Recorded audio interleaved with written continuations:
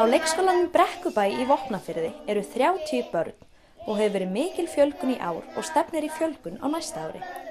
Ungt fólk flytur heim og starfið á leikskólanum blómstrar. Þau eru vel mönnuð og með góðan húsakost. Og það að ná að taka börnin inn þegar þau verða eins árs? Já, við tökum þau fyrir eins árs.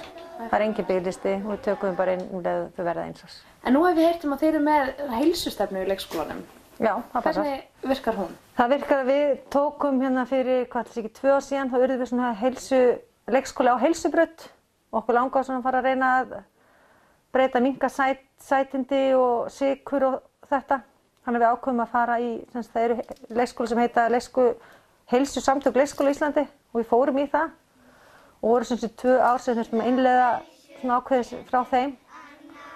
Og við bara til dæmis allt hér sem fer inn í kaffinu hjá okkur, í morgunmatnum, það er engin sykur og það er ekki sett neitt sykur út í neitt sem við verðum að baka og við bara reynum að halda öll í lágmarki.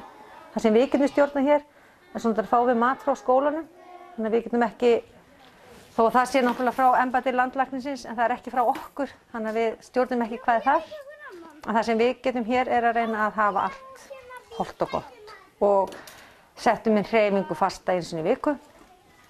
Og náttúrulega það fer sköpun í þessu, þannig náttúrulega alltaf með listir einu sinni í viku og þau fara í útikennslu einu sinni í viku og bara reynum að nýta allt sem við getum tengt heilsu og bara því sem að fellur að. En við erum bara, urðum svo núna, hvað ég segja, síðasta sumar urðum við heilsuleikskóli. Þannig að við getum titlað okkur sem heilsuleikskólinn Brekkubær. Ókei. Og það gengir bara ótrúlega vel. Við til dæmis tek dæmi að við erum með svo grjónagrautum hjá okkur, þá erum við ekki með kanilsykur. Heldur erum við svona kókos og setjum kanil út í. Og við erum þá langt síðan við tókum út, eins og með súrumjólk, við áður en við fórum í þetta, tókum út púðursykur og við erum með mikið ávöxtum, alltaf ávöxtum á morgnana, við erum alltaf með ávöxti með nónhressingunni á daginn. Þannig við reynum bara eins og við getum að hafa þetta eins heilsusamlegt og hægt er. Og taka börnin þessu vel, eru þau duglega að fá sér ávöxti? Mjög. Óbúslega dugleg og allt grænmeti, við setjum alltaf grænmeti á diskana hjá þeim og þau eru mjög duglega að borða. Það er grænmeti og ávexti og það er ekkert mál þegar við tókum út kanilsykurinn og grjónagrautin, það er bara eins og þetta hefur alltaf verið.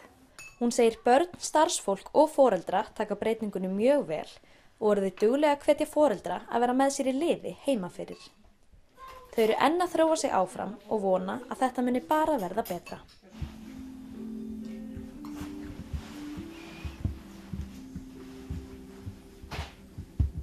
Hvað er það að bjóða upp á í morgun? Við erum með havragraut 2 daga í viku og svo erum við með morgunkorn 2 daga og svo ristabrauð alltaf einu sinni í viku.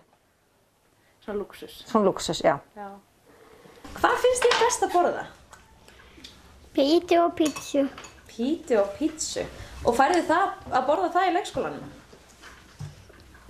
Já, það er eiginlega stundum. Stundum? Og hvað finnst þér best að setja á pítuna þína? Smá hakk og smá grænmeti. Og ert þú dugleg að borða grænmeti? Nei. Ekki dugleg? En þú smakkar samt stundum? Já. En eins og með matinn, getur þú farið yfir venjulegan matseðil í einni viku? Ég get svona, sko það er til dæmis, yfirleitt alltaf fisk, það er alltaf fiskur 2 daga í viku. Annaðhvort soðinn eða ábakaður eða steiktur eða hvernig sem það er. Og svo er bara svona, eru kjötbollur og það eru náttúrulega alltaf skyr og grjónagrautur og súpur á föstudögum. Og svo er slátur, það er svona bara sitt lítið af hverju. Hún segir börnin mjög dugleg að borða fisk og þau séu almennt hrifin af fjölbreytileikanum. Það er einna helst ef maturinn er sterkur að áhuginn minnkar. Það hlýtur að breyta rosalega miklu fyrir börnin, svona mikil hreyfing. Eru þau ekki jákvæðari og... Jú, ég held að þetta skilir sér ótrúlega vel og líka bara við náttúrulega reynum að fara mikið út. Við förum svona ekkert alla daga kannski 2 en við reynum að fara 2 út á dag ef við getum. En auðvitað náttúrulega ferðast í starfinu hvað er verið að gera en þá förum við öðru hvorum megin annað fyrir eftir mat. Og eru þið með aldurskipta útiveru líka? Nei, við erum öll saman bara úti. Bara, já, við erum náttúrulega með mjög stóra lóð eins og sást á og það var verið að stækka hana þannig að við erum rosalega heppin og með frábæra aðstöðuna uppi til að klifra og klífa fjöll og svona fyrir þau brekkur og kannski ekki fjöll en brekkur og svona til að æfa sig í grófhreyfingum og þannig að við erum með mjög góða útiaðstöðu líka. Og svo náttúrulega þegar það fer að vora og þá fyrir náttúrulega hægt á svona skipulegu starfi þá bara reynum við að nýta tíman að vera meir úti og hreyfa okkur meir úti og fara í gönguferðir og hitt og þetta. Þannig að við erum náttúrulega líka umhverfisleikskóli, þannig að við þegar við fyrir með gönguferðir þá tökum við alltaf ruslapóka með okkur og þau eru að tína rusla leiðinni, þannig að við erum svona meðvituð það líka. Þannig að þessar tvær umhverfis og heilsuleikskólinn, það fléttast ótrúlega vel saman, passa vel saman inn í þetta starf.